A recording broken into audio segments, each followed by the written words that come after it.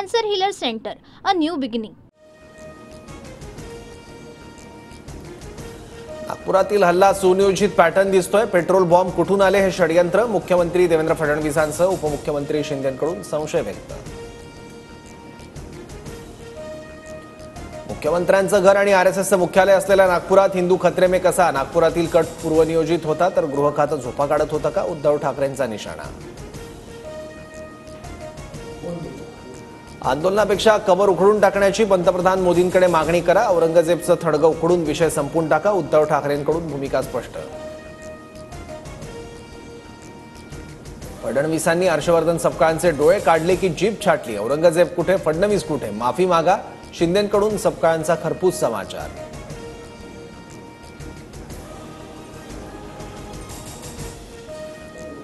फडणवीसांची नाही तर त्यांच्या कारभाराची औरंगजेबाशी तुलना केली. व्यक्तिगत टीका नाही, माफी मागणार नाही. हर्षवर्धन सपकाळ वक्तव्यावर ठाम. नागपूर दंगली दरम्यान हल्ल्यात 33 पोलीस, 4 डीसीपी जखमी. पोलीस अधीक्षक शशिकांत सातव यांच्या पायाला फ्रॅक्चर. निकेतन कदम यांच्यावर कुऱ्हाडीनं वार केल्यानं जखमी तर डीसीपी अर्चित चांडक यांच्याही गुडघ्याला गंभीर दुखापत. दंगा करण्याचा प्रयत्न केल्यास कारवाई करणार. एका अधिकाऱ्यावर कुऱ्हाडीनं वार. पोलिसांवर हल्ला करणाऱ्यांना सोडणार नाही. फडणवीसांचा इशारा. जखमी पोलिसांच्या प्रकृतीची विचारपूस.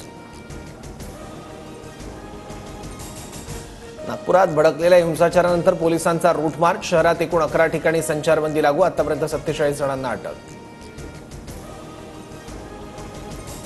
नागपुरातील राडा पूर्वनियोजित कट. पोलिसांना मारहाण सहन करणार नाही. पाकिस्तानातील अब्बा आठवेल अशी कारवाई करू. मंत्री रितेश राणे आक्रमक.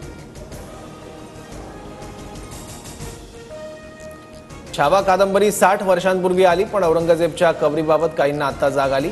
पदाधिकाऱ्यांच्या बैठकीतून राज ठाकरेंचा भाजपला टोला. खुलताबादमधल्या औरंगजेबच्या कबरीची जिल्हाधिकारी दिलीप स्वामी आणि पोलीस अधीक्षक विनयकुमार राठोड यांच्याकडून पाहणी. नागपुरातल्या तणावाच्या पार्श्वभूमीवर सुरक्षेचा आढावा.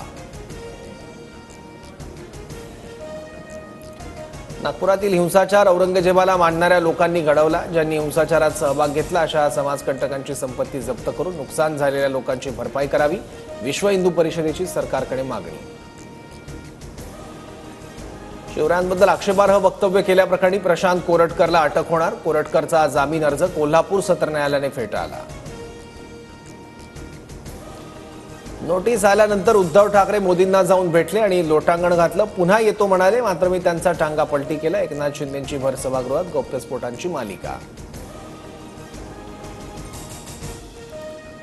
एकनाथ शिंदे मोदींच्या कचऱ्याच्या डब्यात होते हे आम्हाला कळालंच नाही. शिंदेंच्या गौप्यस्फोटानंतर उद्धव ठाकरेंचा टोला तर ठाकरेंचं डस्टबिन रिकामं व्हायला लागलंय.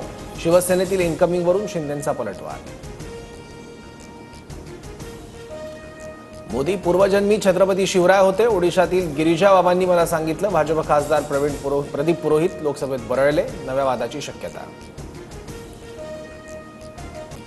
शिवरायांबद्दल आक्षेपार्ह वक्तव्य करणाऱ्यांवर शासन व्हावं. प्रदीप पुरोहित यांच्या वक्तव्यावरून खासदार उदयनराजेंची फडणवीसांकडे मागणी.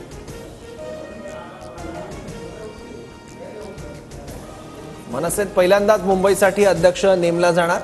महापालिका निवडणुकीच्या पार्श्वभूमीवर राज ठाकरेंचा नवा प्रयोग तर दादरच्या सावरकर सभागृहात गुढीपाडवा मेळाव्याचा पदाधिकाऱ्यांकडून आढावा.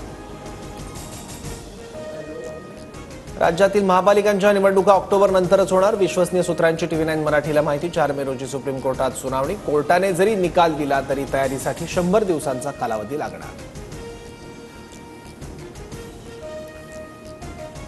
मतदार ओळखपत्र आधार कार्डशी लिंक होणार. बोगस मतदानाला आळा घालण्यासाठी निर्णय. घटनेतील तरतुदीनुसार निर्णय घेतल्याची निवडणूक आयोगाची माहिती. विधान परिषदेच्या 5 जागांची निवडणूक बिनविरोध. संदीप जोशी, संजय केनेकर, दादाराव केचेंसह चंद्रकांत रघुवंशी आणि संजय खोडकेंचा अर्ज. 20 तारखेनंतर निवडणूक अधिकारी अधिकृत घोषणा करणार.